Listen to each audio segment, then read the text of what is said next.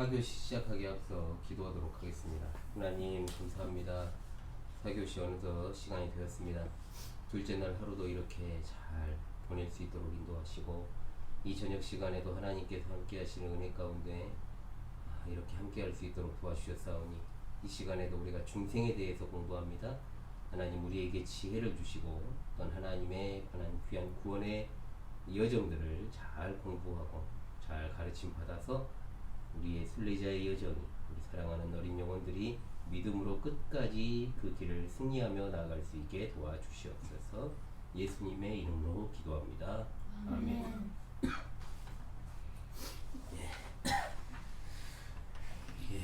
봅시다.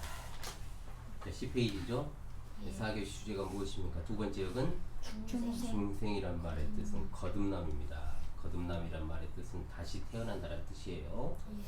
요한복음 3장 3절에 나오는 거듭난다는 말은 다시 태어남, 다시 남을 뜻합니다. 그래서 거듭이라는 말은 꼭대기에서, 위에서, 그리고 처음부터, 그리고 다시 두 번째로 등의 의미를 가지고 있습니다. 그러므로 거듭난다는 말은 공간적으로 위에서, 그리고 시간적으로는 다시, 그리고 처음으로 새롭게 되는 것을 뜻하는 것이, 그러니까 다시 태어난다는 뜻이 되는 겁니다. 알겠죠? 그러므로 중생이라고 하는 것은 하나님께로부터 다시 나는 것 또는 처음부터 다시 시작하는 것을 의미합니다. 교과서를 보세요. 기성아, 날 보지 말고. 그래서 왜 중생은 필요할까요? 자, 굵은 글씨로 휘연이. 중생이 필요한 이유는 인간의 죄 때문입니다. 인간의 죄에다가 동그라미 치십시오. 인간의 죄 때문에 중생이 필요합니다. 아시겠죠? 자, 아담의 범죄로 인해서 아담이 범죄했잖아요. 그래서 아담으로부터 태어나는 모든 인류는 다 죄와 허물로 죽었고, 죄와 허물의 동그라미, 죄와 허물로 죽었고 하나님과 뭐가 되었어요? 원수가 되었습니다. 그래서 따라서 인간 편에서는 하나님을 찾을 수도 없고 또 하나님께 나아갈 수 없어요. 또 하나님이 부르시더라도 응답할 수 없습니다. 그래서 하나님의 나라에 들어가는 것은 불가능하게 되었던 것이죠. 자, 인간이 하나님의 부르심에 응답을 하고 또 하나님께서 예비하신 하나님의 나라에 들어가기 위해서는 새 생명이 그에게 주어져야 되는데 영적으로 살아있는 자만 하나님의 부르심에 반응할 수 있기 때문입니다. 그래서 무엇이 필요하다? 거듭난 곧 중생이 필요하게 된 것입니다. 아시겠죠? 두 번째 굵은 글씨 휘성아. 중생은 반드시 필요한 것입니다. 그렇습니다. 중생은 해도 괜찮고 안 해도 그만인 게 아닙니다. 절대적으로 필수적으로 중생해야 됩니다. 요한복음 3장 3절 같이 읽어봅시다. 시작. 사람이 거듭나지 아니하면 하나님의 나라를 볼 수 없느니라. 네, 다시 한번 읽어볼까요? 시작. 사람이 거듭나지 아니하면 하나님의 나라를 볼 수 없느니라. 예, 그렇습니다. 아멘. 거듭나지 아니하면 말씀 읽고 아멘 좀 하세요. 예. 기본적으로 항상 따라와야 됩니다. 아멘이란 뜻이 뭐예요? 진실로 그러합니다.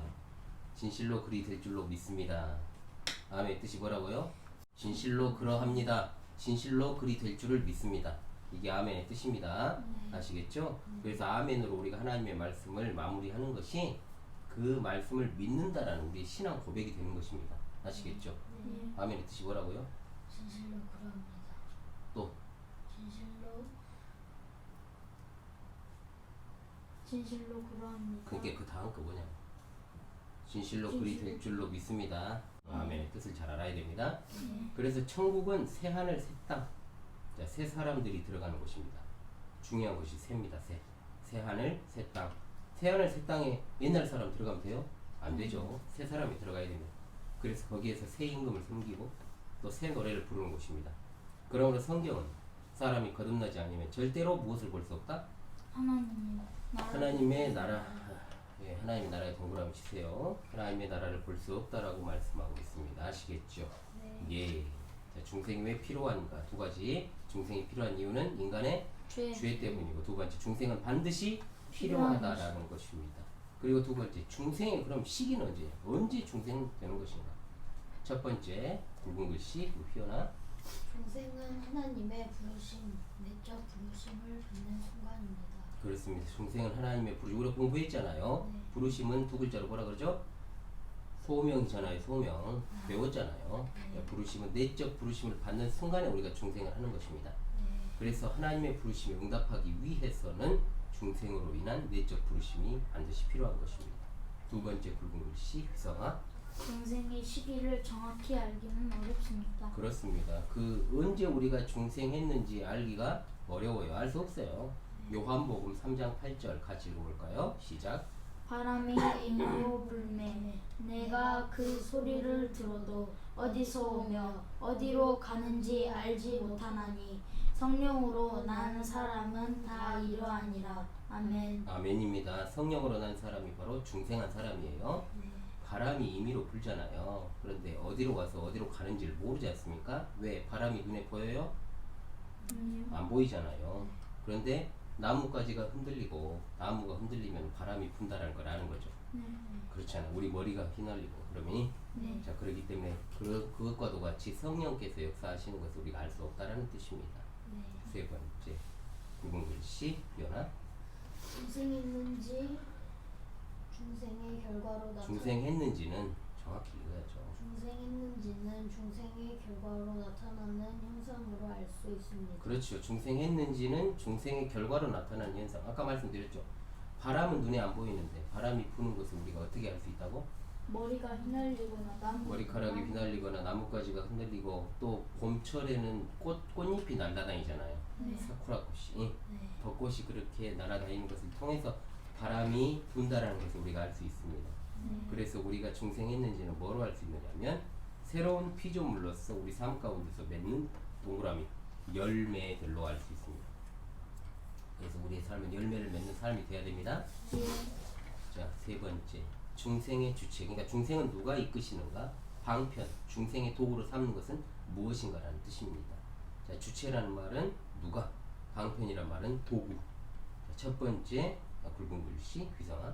우리를 중생하게 하는 분은 성령님이십니다. 그렇습니다.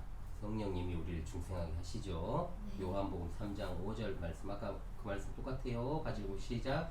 예수께서 대답하시되 진실로 진실로 내게 이르노니 사람이 물과 성령으로 나지 아니하면 하나님 나라에 들어갈 수 없느니라. 아멘. 아멘입니다. 여기 동그라미 줄 쳐야 될 게 어디냐? 물과 성령입니다. 사람이 물과 성령으로 나지 아니하면 하나님 나라에 들어갈 수 없다라고 분명하게 말씀하고 있습니다. 두 번째 굵은 글씨 변화. 우리를 거듭나게 하는 방편은 물과 성령입니다. 그렇습니다. 우리를 어떤 도구를 통해서 거듭나게 하시는가 했을 때 물과 성령이라고 했습니다. 그럼 이 물을 말할까요? 물이? 아닙니다. 물론 이제 세례라고 보시는 분들도 있습니다만은 여기서 물은 우리가 무엇으로 봐야 되냐면 동그라미 하나님의 말씀. 물은 하나님의 말씀이요. 성령님은 알고 있는 것처럼 여러분들이 제 몇 위 되시는 하나님이십니까? 제3위의 하나님. 제3위 하나님이시란 뜻은 무슨 뜻입니까? 제3위 세 번째 위쪽으로 나타나십니다. 그렇습니다. 세 번째 위격으로 나타내신 바 된 하나님이 제3위 하나님이지 세 번째 등급의 하나님이란 말이 아니죠. 그렇죠? 예, 3등 하나님이 아니에요. 그렇습니다. 그렇다면 우리가 중생의 본질에 대해서 한번 공부를 해봅시다. 첫 번째 굵은 글씨 휘성아. 중생은 인간을 본질적으로 변화하게 하는 하나님의 신비한 역사입니다. 그렇습니다. 인간을 본질적으로 변화하게 하는 신비한 역사다. 자, 여기 지금 글이 좀 잘못되어 있거든요. 중생인이 아니고 중생은이에요. 바꾸세요. 인이 아니고 중생은. 죄인은도 아니에요. 죄인을. 자, 바꾸십시오. 은과 을로 바꿨습니까? 네. 예.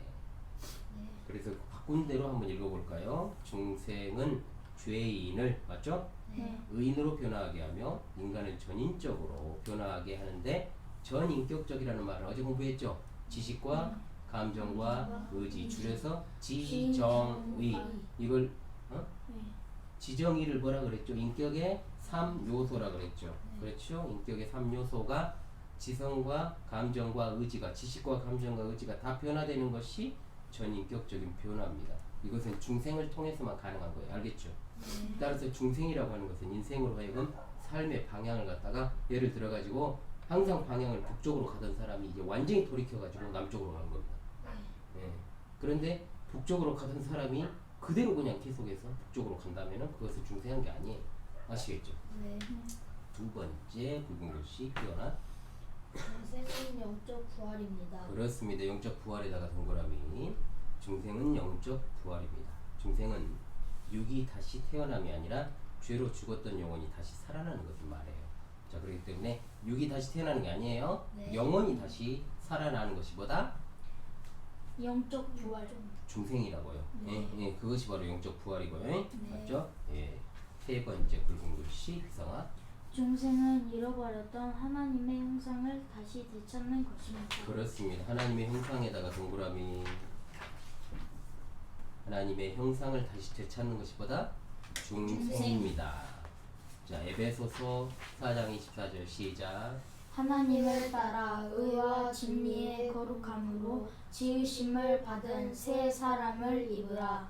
아멘. 네, 하나님을 따라 줄 의와 진리의 거룩함으로 지으심을 받은 의와 진리가 굉장히 중요해요. 의와 진리와 거룩함으로 지으심 받은 새 사람을 입으라 그랬죠? 이게 바로 하나님의 형상을 회복하는 것입니다. 아시겠죠? 네. 네 번째 굵은 글씨 휘성아.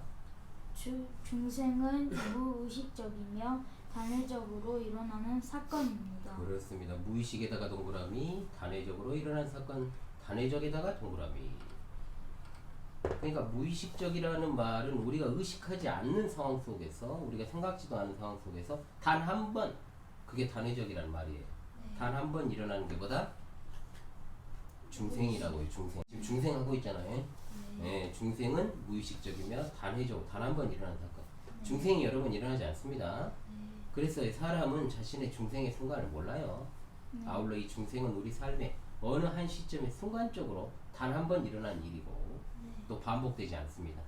그래서 생명의 씨앗이 그 영혼에 심겨지면, 씨앗은 여러분 땅에 이렇게 딱 밑에 들어가 가지고 자양분을 공급받고 또 물을 공급받고 그러면 어떻게 됩니까? 씨앗이 자라나서 싹을 틔우게 되죠. 그래서 이제 싹이 틔워지면 이제 줄기가 나고 잎이 나고 열매가 나고, 그렇죠? 네. 꽃이 피고 이렇게 된다라는 것입니다. 자, 그렇기 때문에 마찬가지로 생명의 씨앗이 영혼에 심겨진 중생한 사람은 그 씨앗이 발아하여 성장하는 것처럼 계속해서 자라게 되는데 이것을 뭐라 그런다? 성화라고 부릅니다. 우리가 나중에 공부할 거잖아요. 네. 성화라고 부르는 거예요. 네. 계속해서 성장해 나가야 된다 이 말입니다. 네. 머물러 있어서는 안 되는 것입니다. 우리 삶에 있어서 열매를 맺어야 된다라는 뜻이지요. 자, 중생에 관한 익히 문제 여러분 한번 풀어볼 수 있기를 바랍니다. 네. 시간 드릴게요. 예, 익히 문제 우리 함께 풀어보도록 하겠습니다. 네, 1번입니다. 우리 김여원이 중생은 다른 말로 무엇이라고 부릅니까? 거듭남이라고 부릅니다. 아, 그거밖에 없습니까? 위에서 다시 남, 다시 태어남, 위로부터 남, 이렇게 많이 있는데 그거 하나 적었습니까? 다시 적으세요. 네. 이따가 분명히 말했어요. 네. 예, 지금 적어요. 거듭남 썼잖아요. 네. 위에서 다시 남, 다시 태어남. 희성이 다 썼니? 근데 왜 안 쓰는 거야? 희성이는 다른 사람인가? 우리 희성이는 거듭남뿐만 아니고 위에서 다시 남, 다시 태어남, 처음부터 다시 시작함. 거듭남, 위에서 다시 남, 다시 태어남, 처음부터 다시 시작함이 중생이 다른 말로 불리는 그 말들입니다. 아시겠죠? 다 적었습니까? 네.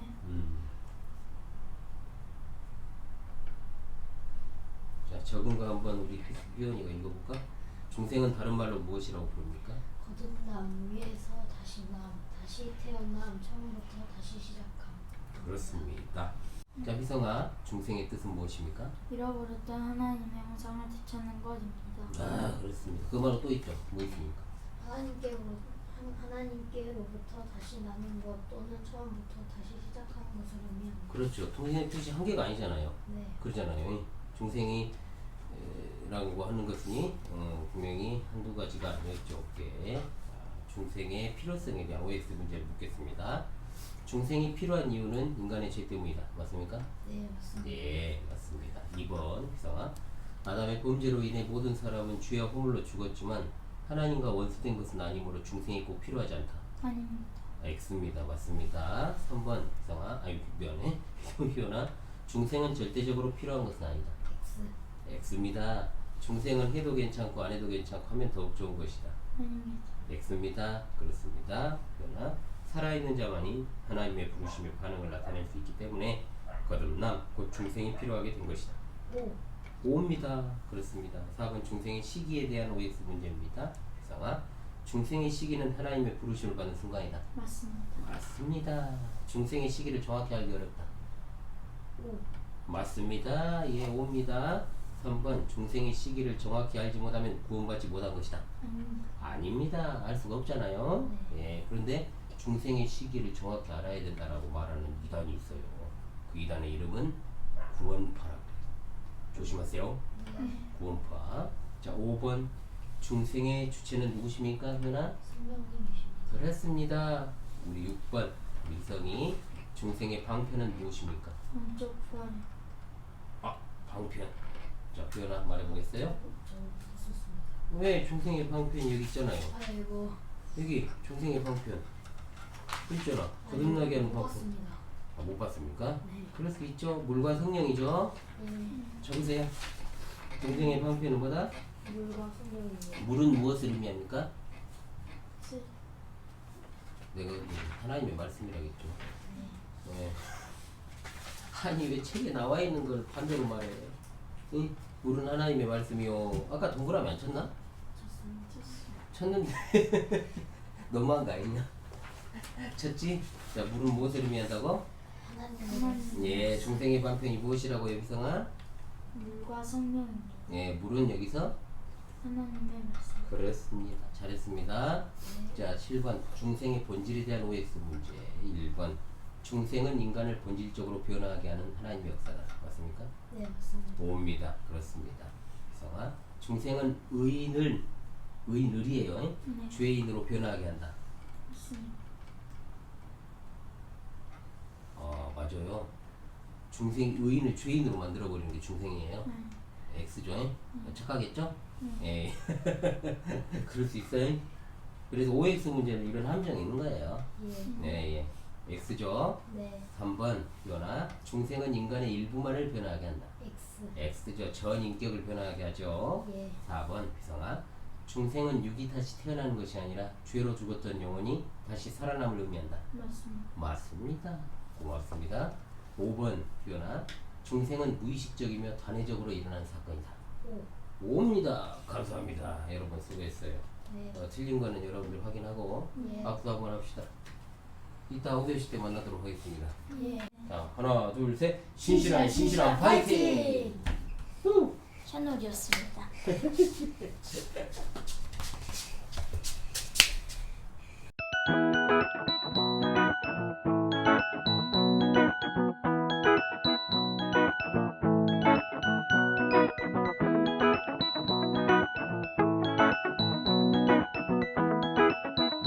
예, 5교시 수업 시작하겠습니다. 기도합니다. 하나님 아버지 감사합니다. 5교시 주제는 회개입니다. 하나님께서 우리에게 주신 이 귀한 시간을 통해서 정말 하나님 바르게 알아가기 원합니다. 우리 사랑하는 회원이 위성이 그리고 여러 가지 어려움이 있어서 함께하지 못한 우리 성은이를 기억해 주시고 셋째 날에는 모두가 함께할 수 있도록 은혜를 더하여 주시고 또한 이 시간 오늘 둘째 날을 마무리하는 5교시 수업 시간입니다. 하나님께서 시작과 끝을 주관하여 주셔서 우리 사랑하는 회원 위성이가 아름답게 신앙의 결실을 맺는 시간 될 수 있게 도와주옵소서. 예수님의 이름으로 기도합니다. 아멘. 여러분들이 회개라고 이렇게 이해를 했는데 회심이라고 되어 있잖아요. 네. 근데 회심도 맞는 말이고요. 네. 회개도 맞는 말인데요. 네. 어떤 것으로 여러분들이 기억하든지 맞습니다. 그래서 네. 여러분들에게 잘 이제 또 수업을 받을 수 있기를 바랍니다. 자, 거듭난 죄인, 즉 중생한 사람을 중생인이라고 합니다. 중생인은 과거의 죄를 뉘우치고 하나님께로 돌아오는 마음과 생활의 변화가 뒤따릅니다. 이런 변화를 갖다가 뭐라 그런다? 회심, 개심, 개종. 자, 그래서 회심에 대해서 성경은 무엇이라고 말씀할까? 자, 김혜원 어린이. 회심은 단순한 뉘우침이 아닌 반드시 회개와 믿음을 수반합니다.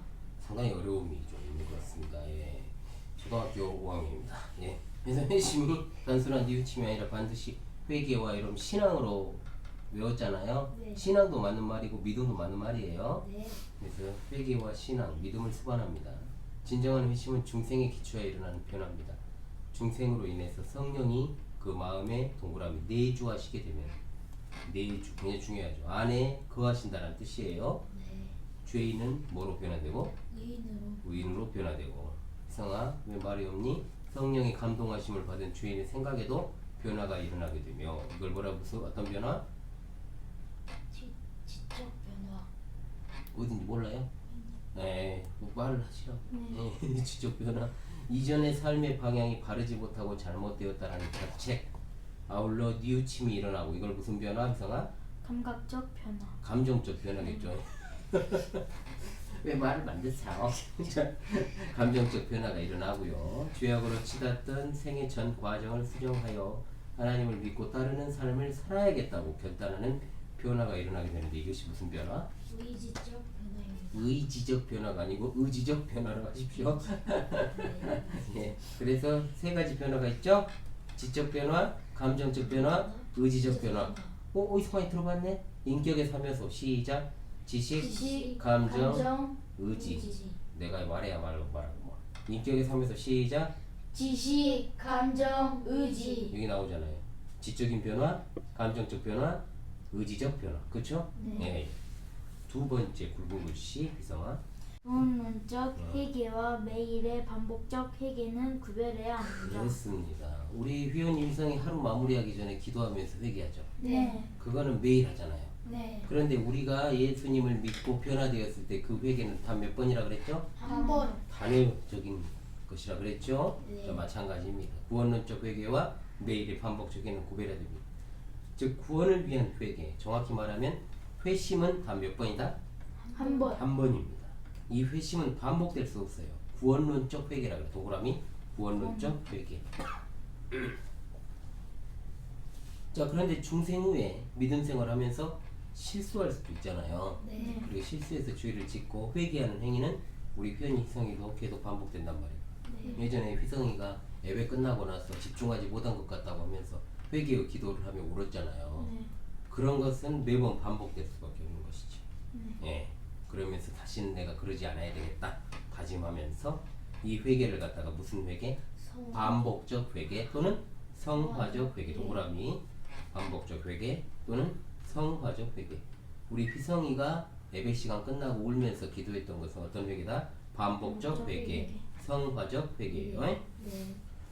그래서 성화적 회개는 누구의 유혹과 마귀의 유혹과 싸워야 하는 지상교회. 지상교회를 다른 말로 가로 열고 무슨 교회? 전투적 교회. 그렇습니다. 전투적 교회라는 말은 전투하는 교회라는 뜻이에요. 무엇과 전투를 할까요? 마귀. 마귀와 죄와 유혹과 싸우는 교회예요. 네. 자, 그래서 피할 수가 없이 일어나는 일입니다. 아시겠죠? 네.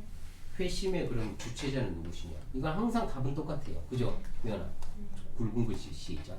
회심의 주체자는 성령님이십니다. 그렇습니다. 언제나 성령님에다가 동그라미를 꼭 꽝 쳐놓으십시오. 성령님. 그래서 인간은 자기 힘으로 돌이켜 회개할 수 없어요. 그죠? 네. 그러므로 성령의 말할 수 없는 탄식으로 이게 바로 이제 로마서 8장 26절의 말씀인데요. 회개의 영을 불어 넣어 주셔야만 회개할 수 있게 되는 거예요. 그러므로 회개는 하나님이 시켜서 하나님만이 받으시는 동그라미 죄인의 고백입니다. 죄인의 고백 아시겠죠? 네. 예, 회심의 주체자는 누구인가? 두 번째 굵은 글씨 비성아. 인간은 회심의 협력자입니다. 협력자입니다. 협력자의 동그라미. 자, 이것을 오해하면 안 돼요. 구원에 있어서 우리가 하나님의 협력해갖고 우리가 구원을 받나요? 아니요. 절대 그렇지 않습니다. 우리의 공로는 아무것도 없어요. 그러나 분명히 그러지만 우리 휘온이와 휘성이가 하루를 마무리하면서 회개하는 기도를 하고 또 예배 끝나고 나서 또 예배의 태도가 그릇되었던 것들을 회개하잖아요. 네. 근데 그것은 누가 하는 거예요? 분명히 내가 하는 거잖아요. 내가 하는 것이기 때문에 분명히 중생이라고 하는 것은 하나님의 주권적인 사역이지만 회개는 인간이 하는 겁니다. 인간 그래서 이것을 갖다가 전적으로 그럼 인간이 회개를 하느냐 그게 아니고 협력이라고 이야기를 하는 것입니다. 아시겠죠? 네. 사도행전 2장 38절 시작. 베드로가 이르되 너희가 회개하여 각각 예수 그리스도의 이름으로 세례를 받고 죄 사함을 받으라. 그리하면 성령의 선물을 받으리니 아멘. 그렇습니다. 너희가 뭐하여? 회개해야 돼요. 우리가 회개하라 그랬어요. 응? 네. 예수 그리스도 이름으로 세례 받고 죄 사함을 받으라. 우리 회원 유성이는 유아 세례 받았죠. 네. 그러면 회원 유성이 이제 나중에 만 14세가 되면 입교식만 하면 돼요. 네. 만 14세가 되기까지 우리 회원이는 1년, 2년, 3년밖에 안 남았고 네. 우리 유성이 4년 남았습니다. 네, 금방이죠. 예. 3번 회개 후 요소입니다. 자, 회심은 이제 여러분들이 외웠던 그 단어가 나오네요. 동그라미 회개와 신앙으로 구성됩니다. 자, 이 중에서 회개는 죄인된 과거를 돌이켜보고 참 마음으로 후회하며 애통하는 것이므로 동그라미 과거와 관련되어 있고 무엇이 회개가 과거와 관련되어 있고 신앙은 하나님을 사모하며 나아가는 것이기 때문에 무엇과 미래와 관련된 행위예요. 아시겠죠? 네. 그래서 우리가 여기서는 회개를 공부하고요. 다음 장 6교시에 내일 6교시에서 신앙을 공부할 겁니다. 네. 그래서 우리가 세 번째 회심 공부하고 있습니다. 회개. 자, 그렇다면 회개의 요소가 여러분들이 다 알고 계시는 인격의 3요소 아까 말했잖아요. 뭐죠? 시작. 지식, 감정, 지식, 감정, 의지. 의지. 감정은 잘 하는데 의지를 모르고 지식을 모르죠. 그렇게 회개의 요소도 마찬가지입니다. 첫 번째는 무슨 요소? 지식. 그래서 지성적 요소예요. 지성과 지식은 같은 말입니다. 네. 지성적 요소입니다. 일단 회개는 인식의 변화가 일어나요. 생각이 바뀐다는 거죠. 중생하기 전에는 자신이 인생의 주인입니다. 예수님을 믿기 전에는 사람들이 다 자기가 주인이에요. 그러나 예수님을 믿고 난 다음에는 더 이상 자신이 주인이 아닙니다. 예수님이 주인이십니다. 예. 자, 그렇기 때문에 중생 후에는 자신의 생활이 온갖 죄악과 부정에 빠져 있었음을 깨닫고 이걸 인정하지 않을 수가 없게 되는 거죠. 네. 중생 후의 인생은 율법의 행위로 의롭다 하심으로도 육체가 없다는 사실을 깨닫게 되는 것입니다. 율법을 통해서 무엇을 하느냐? 거울을 봐야 얼굴에 뭐가 묻어있는 줄 알잖아요. 네. 율법을 통해서 나를 봤더니 볼 수가 없을 정도로 더러운 거죠. 얼마나 내가 큰 죄인인가를 깨닫게 되어서 지식적으로 이제 지성적으로 회개가 이제 일어나게 되는 것입니다. 두 번째 어떤 요소죠? 감정. 왜 자꾸 감각이라고 할까요? 감정적 여기가 감각이라고 있어. 자, 감정적 요소입니다. 회개는 감정의 변화를 불러와요. 즉 거룩하고 자비로우신 하나님을 배반하고 정말 온갖 추악하고 죄 가운데 살았던 자신의 죄를 슬퍼하고 눈물을 흘려 통회하고 자복하는 행위를 하게 됩니다. 그렇죠? 물론 여러분 생각해 보세요. 눈물을 흘린다고 해서 다 진짜 회개한 걸까요? 아니요. 우리가 가짜 눈물을 무슨 눈물이라고 그러죠? 가짜로 흘리는 눈물을 어떤 짐승에 비유해가지고 무슨 눈물이라 그래요? 악어의 눈물이라 그래요. 그죠? 악어가 눈물을 흘리는 건 다 거짓말이에요. 네, 그래서 사람이 운다고 해가지고 그게 회개하는 게 아니란 말이죠. 네. 연기를 할 수도 있잖아요. 네. 우는 척. 그런 사람들 많이 있거든요. 그래서 우는 것 자체가 절대로 회개의 증거는 될 수 없습니다. 그래서 단순한 뉘우침은 회개가 아니에요. 반성문을 100장을 쓰고 1000장을 써도 진짜 마음속으로 반성 안 할 수도 있어요. 그잖아요? 네. 왜? 쓰라고 하니까 쓰는 거지. 그러니까 단순한 내가 왜 그랬지? 짜증나네 뭐 하면서 그래 놓고 이제 똑같이 나쁜 짓을 또 하고 그럼 그건 회개가 아니죠. 네. 네. 예수님을 팔아먹은 자가 누구죠? 유다. 가룟 유다입니다. 맞아? 가룟 유다. 가룟은 지역 이름이에요. 가룟 사람 유다. 왜냐면은 그때 당시엔 유다라는 이름이 너무 많아가지고 네. 어디 출신 유다라고 하지 않으면 알아먹을 수가 없기 때문에 가룟 유다라고 한 거예요. 아시겠죠? 네. 쉽게 말하면 그거예요. 목사님 어릴 때는 철수와 영이라는 이름이 제일 많았거든요. 네. 그래서 어느 동네 철수냐 이런 이야기가 똑같은 거예요. 네. 그래서 예수님을 팔아먹은 유다도 그 일을 하고 나서 뉘우쳤어요. 아 내가 왜 그랬을까 했는데 회개를 안 했어요. 그리고 자살로 생을 마감했어요. 네, 몸매우 죽었다. 목매우 죽었습니다. 공가에 나와. 그래서 지옥에 갔어요. 예. 그렇기 때문에 이것을 꼭 기억을 해야 되고, 세 번째 어떤 요소죠? 의지적 요소잖아요. 어디를 보십니까? 이쪽입니다. 네. 의지적 요소. 어떤 요소? 의지적 요소. 그렇습니다. 지성적 요소, 감정적 요소, 의지적 요소. 회개에는 의지적 요소가 있어요. 자신의 이전 삶이 잘못된 것임을 깨닫고 통회하고, 애통해하며 회개한다는 뜻이에요. 네. 자복을 하고 엎드린다는 뜻입니다. 예. 네. 그런데 이렇게 했다고 해서 완전히 회개가 된 것은 아닙니다. 그러니까 예를 들어서 죄를 안 짓고 내가 살아야 되겠다라는 결단력 있는 의지, 그리고 각오가 필요해요. 네. 이사야 55장 7절 시작. 악인은 그의 길을 불의한 자는 그의 생각을 버리고 여호와께로 돌아오라. 그리하면 그가 긍휼히 여기시리라. 우리 하나님께로 돌아오라. 그가 너그럽게 용서하시리라. 아멘. 아멘. 아주 잘하고 있어요. 네. 이와 같이 회개라고 하는 것은 정, 지정의의 전인적 변화의 행위라는 것을 알 수 있게 되는 것입니다. 아시겠죠? 네. 자, 그렇다면 구원의 과정에 있어서 우리가 9가지 과정이 있잖아요. 네. 그럼 다른 단계들과 이 회개와의 관계, 회심과의 관계가 어떤지를 우리가 한번 살펴보도록 하겠습니다. 중생과 회심의 관계가 있어요. 자, 중생이 먼저냐 회심이 먼저냐, 거의 동시적입니다. 논리적으로만 중생이 먼저고요, 회심이 나중이에요. 네. 그러니까 인생은 거듭나기 전에는 다 어떤 상태? 동그라미 죽은 상태. 인생이 중생 이전에는 어떤 상태? 죽은 상태이므로 아무런 반응을 나타낼 수 없어요. 시체가 말해요? 말할 수 없습니다. 중생하게 하시는 성령의 역사로. 중생하게 하시는 게 누구다? 성령의 역사. 동그라미 성령의 역사로 죽은 영혼에 새 생명의 씨앗이 심겨져야 비로소 회심으로의 반응이 나타나기 때문입니다. 중생할 때 죄인은 전적으로 수동적이에요. 수동적이란 말의 뜻이 뭔지 알아요? 남이 하라는 대로 하는 게 수동적인 거예요. 네. 그런데 그 수동의 반대말이 뭐냐? 회심에 있어서는 수동적이면서 능동적입니다. 능동적이란 말은 뭔 말이냐? 내가 스스로 하는 거예요. 능동적은 내가 스스로 하는 겁니다. 아시겠죠? 네.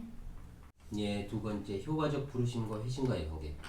효과적 부르심은 다른 말로 뭐죠, 여러분? 무슨 소명이죠? 내적 수치. 그렇습니다. 내적 소명, 내적 부르심이죠. 네. 회심은 내적 부르심의 직접적 결과입니다.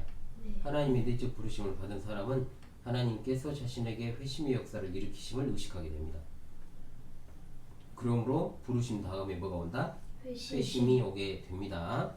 자, 그렇다면 이제 우리가 다음에 공부할 회개, 신앙, 믿음, 다른 말로 믿음이죠. 신앙과 회심의 관계는 어떠하냐? 회심은 회개와 신앙의 두 측면으로 나뉘기 때문에 신앙은 회심의 일부분이라 할 수 있습니다. 그래서 진정한 신앙이라 하면 첫째, 표현아, 하나님의 구원의 작정과 섭리의 역사를 역사적 사실로 받아들이는 것이며, 둘째, 휘성아, 예수 그리스도를 통해 나에게 제공된 구원을 인정하고 예수님을 나의 구주로 영접하는 것입니다. 아, 이거 또박또 잘 읽었어요. 성령께서 죄인을 회심하게 하시면 죄인은 하나님의 구원의 진리를 담은 성경을 깨닫게 되어서 자기 죄를 인식하고 그 죄를 자책하고, 각성이라 그래요 이거를. 네, 각성. 그리고 그 죄로부터 자신의 삶의 방향을 돌이켜서 적극적으로 하나님을 믿게 되는 것입니다. 그러므로 회개와 신앙은 거의 동시적이에요. 아시겠죠? 네, 동시적으로 일어나게 되는 것입니다. 그러니까 우리가 성령께서 우리 마음 가운데 역사해 주시지 않으면 우리가 하나님의 말씀인 성경을 믿을 수 없어요. 알 수도 없게 됩니다.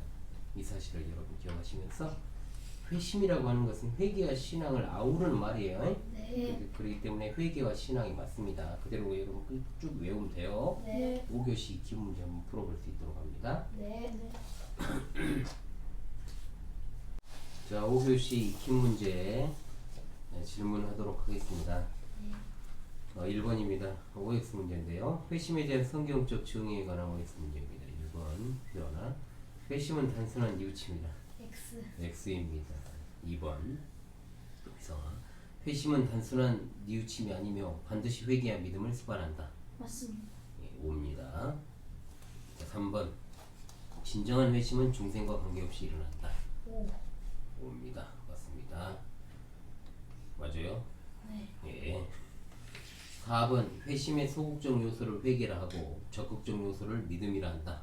맞습니다. 5입니다. 예, 그렇습니다. 구원을 위한 회개는 일회적이며 반복적일 수 없다. 5입니다. 네, 그렇습니다. 예, 2번 회심의 주체자는 누구십니까? 성령님이십니다. 그렇습니다. 3번 회개의 세 가지 요소를 말해 보겠습니까? 네, 지성적 요소, 감정적 요소, 의지적 요소입니다. 그렇습니다. 4번 자, 기성아, 진정한 신앙이란 무엇인지 말해 보겠습니까? 하나님의 구원의 작정입니다.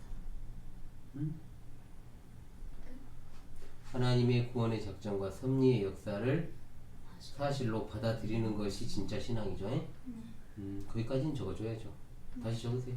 하나님의 구원의 작정과 섭리의 역사를 사실로 받아들이는 것입니다. 그리고 하나 더 있잖아요. 둘째는 우리 회원이가 말해보겠어요. 예수 그리스도를 통해 나에게 제공된 구원을 인정하고 예수님을 나의 구주로 영접하는 것입니다. 그렇습니다. 네. 이 두 가지 다 적어야 돼, 희성이. 네. 야, 아까 3번 누가 풀었지? OX 문제? 1번에 3번. 아, 저 너지? 네. 진정한 회심은 중생과 관계없이 일어난다고? 진짜 그래? 네. 아니지. 중생 기초에서 일어났지. 아니 나 뭐라고 해놔? X입니다. 14번 나 14페이지 X라 보면 X라 했어? 엑스라 했는데 그거 뭐라 해가지고 오라고 고쳤어. 컨닝하지 마. 그러니까 틀린 사람이잖아. 14페이지 위에 봐봐. 위에 보면 1번 핵심은 단순한 뉘우치며 반드시 회개와 믿음을 수반하면 돼 있지. 네. 그 밑에 문장 한번 읽어봐. 진정한 핵심은 시작. 진정한 회심은 중생이 기초하여 일어나는 변화입니다. 희성이 왜 안 읽지? 죄송. 네가 한번 읽어봐. 진정한 회심은 중생에 기초하여 일어나는 변화입니다. 그러면은 진정한 핵심 중생과 관계없이 일어난다. 맞아 틀려? 틀려요. 틀리지? 네. 그러지. 그냥 큰일 날 뻔했어요. 넘어갈 뻔했어요. 네. 목사님도 아주 정신이 하나도 없었네요. 자, 4번 다시 한번 휘성이가 말해보겠어요. 진정한 신앙이란 무엇입니까? 하나님의 구원의 작정과 섭리의 역사를 역사적 사실로 받아들이는 것과 예수 그리스도를 통해 나에게 제공된 구원을 인정하는 것입니다. 왜 다 생략하지 말라니까. 구원을 인정하고 예수님을 나의 구주로 영접하는 것입니다. 왜 네가 빼먹었고 그러지? 응. 빼먹지 마. 이거 다 외워야 돼 너희들. 네. 근데 외워야 되는데 보고도 못 읽으면 어떡해. 자, 위원아 5번 성령께서 주인을 회심하게 하시면 어떤 일이 일어납니까? 주인은 하나님의 구원의 진리를 담은 성경을 깨닫게 되어 자신의 죄를 인식하고 그 죄를 자책하며 그 죄로부터 자신의 삶의 방향을 돌이켜 적극적으로 하나님을 믿게 됩니다.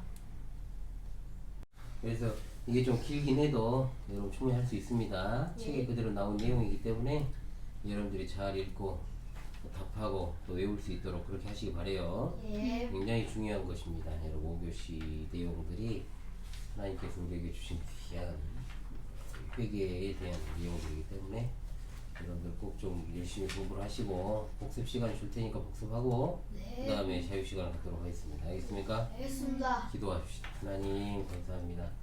5교시 회심에 대해서 회심의 두 측면인 회개와 신앙 그 가운데서 회개에 대해서 공부를 했습니다. 하나님 정말로 성령께서 주인을 회심하게 하시면 주인이 하나님의 구원의 진리를 담은 성경을 깨닫게 되어서 자기 죄를 인식하고 그 죄를 자책하고 그 죄로부터 삶의 방향을 돌이킨다고 했습니다. 우리가 배운 이것들을 통해서 매일매일 반복적인 회개와 구원론적인 회개를 잘 구분하고 늘 하나님 앞에서 회개의 삶을 잘 살아갈 수 있게 도와주시고 무엇보다도 죄를 짓지 아니하는 노력으로 하나님 앞에서 깨끗하고 진실하게 살아가는 우리 휘원이 휘성이 될 수 있게 도와주시옵소서. 이후의 시간도 함께 해주시고 둘째 날도 아름답게 잘 마무리할 수 있도록 인도하실 것을 믿사옵고 예수님의 이름으로 기도합니다. 아멘. 신실한 파이팅! 현울이었습니다.